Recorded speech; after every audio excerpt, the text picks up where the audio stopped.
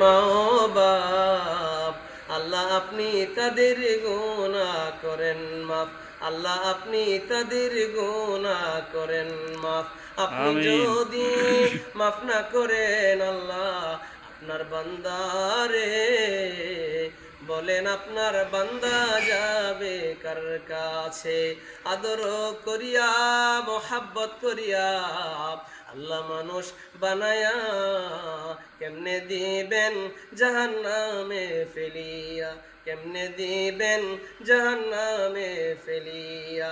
আল্লাহ আপনি আপনার ঘর তো আপনা করায়া, নবীজির রওজা জিয়ারত না করায়া মাওলা কখনো মরণ দিয়েন না, মাওলা কখনো মরণ দিয়েন না।